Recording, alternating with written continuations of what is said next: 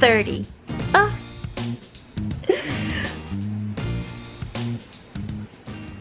Hey guys, welcome to my channel Rebuilt. It's your girl Raynah. Now, if you're just joining us, let me just let you know it's the best time for you to join us, okay? I just turned 30. Okay? Let me say that again, 30.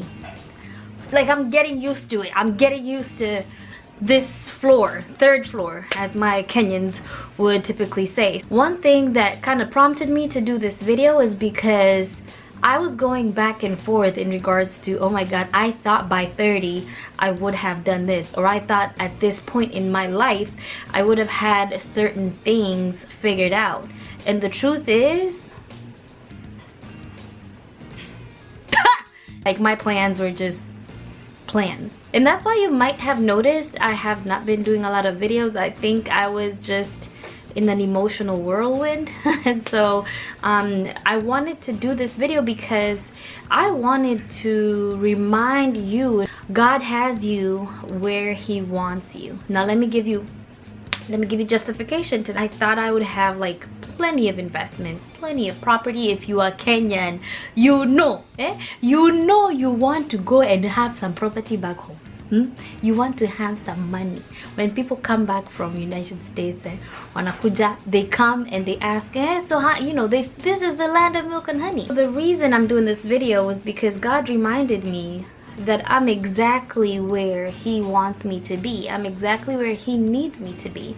And you know what? This is something I have not even shared with any of my viewers or subscribers. My story of coming to the United States. So I've been in the United States shy of 10 years, like 7 years. Okay, I came here in 2012 December. I remember that very vividly. And now let me tell you the story of me coming here. And this is what it's like. The Holy Spirit reminded me, you don't have to worry about where you are. Now, when I was growing up, I was in Kenya in a modest household, 3 siblings, my mom and dad, and we literally didn't have any family out here in America, right? Like, we didn't have any blood family that lived out here. When I was like a teenager in Kenya, I knew of the United States. I was like, I know the US, but I didn't have any motivation to come. I did my engineering degree in a university in Kenya called the Jomo Kenyatta University of Agriculture and Technology. I did my geomatic engineering there, and engineering courses back in Kenya take 5 years. Okay, so now I want to tell you the story of what actually led me to be in the States. And this is why when God says a good man's steps are ordered and that He goes before us and all our days have been foreseen by Him, this was pretty much Him reminding me of this fulfillment of the word. So when I was in college, when I was in my first year of engineering school, I went to this presentation, right? And this lady, she was oh my god, her presentation knocked me away, like knocked me out. I said, oh, I want to work for that company. After the presentation that she did, I walked up to her and I introduced myself as Raynah, and I told her, man, you did such a good job in that presentation. And I said, like, where do you work? And she just gave me her card, and I didn't even have any anticipation of anything else. I just wanted to let her know, man, you did such a good job. And she mentioned, when we were having a conversation, she said we often have some internships. I'm like, oh, okay, I mean, cool. I know I might not be able to afford it, but it is what it is. Now, I want to remind you, those years back in Kenya, the internet wasn't like how we have it out here in the States or even back home right now. Okay, we used to have to go to a cyber cafe and you had to like pay some money for you to browse the internet. Okay, it was like 10 shillings per minute or 10 shillings per 2 minutes, I don't know, but we didn't have internet like that. So I was so excited when she gave me her card. I rushed to the nearest cyber cafe. I sent her an email. Hi, nice to meet you, this is Raynah, I really enjoyed your presentation, just wanted to forward you this email so you can have my contact information, right? I'm so excited. I'm like, oh my gosh, like I got somebody, you know, who's in the line of work that I want to eventually go into. And I was excited, right? So after I hit the send button, of course, the next day I pay my 10 shillings. I go sit at the cyber cafe. I was like, okay, let me see if I got a response. I didn't get nothing, okay? And remember, those days are not the days you could check your email from your phone. You couldn't do that, honey, okay? You had to go to a cyber cafe. Now, I was even getting broke. So, dang, those were good times, though. 1 week after, I was looking at my email. 2 weeks after, looking at my email. 3 weeks after, 1 month, 2 months, 3 months, 4 months, honey, 1 year, 2 years, 3 years. I was like, I even forgot. Like, I forgot after a couple of months, right? So this one day when I was in my 4th year, remember I told you in Kenya, engineering courses take 5 years. Now, when I was in my 4th year of my bachelor's, I just coincidentally decided, oh, I mean, I don't have anything to do. Let me go to the library and find out if, you know, just browse the internet, check my mail or whatever, right? I typically didn't have any mail coming in. But that one day, I went and I checked my email. And this email, 3.5 years later, was from the lady. Like, and you know, it was very coy how she responded, because you know, she was like, you know, oh, sorry for the delay. Apologies for the delayed response 3 years later, but I wanted to inform you, are you interested in the internship that we talked about? First of all, let me for people who say it's a coincidence, I just want to give you some rash reality, right? How many times do you personally go into your inbox and clean it out? How many times you clean out your inbox, okay? And we're not talking about 2-3 weeks. We're talking about 3 years later. This lady still had my inbox. She still remembered me for some reason, and she still reached out to me. And when she reached out to me, I wasn't even in the habit of checking my email because it wasn't a thing back then. And that one time, that particular day I went to check my email was the day that she actually sent. So it's not something she sent 2 days or 3 days ago. It was actually a couple of hours ago when I read the email. When I read the email, it had been sent that day. So these, like, those small moments, I was just looking back and I'm like, Lord, you do go before us, and you do set a path for the people that love you and trust you.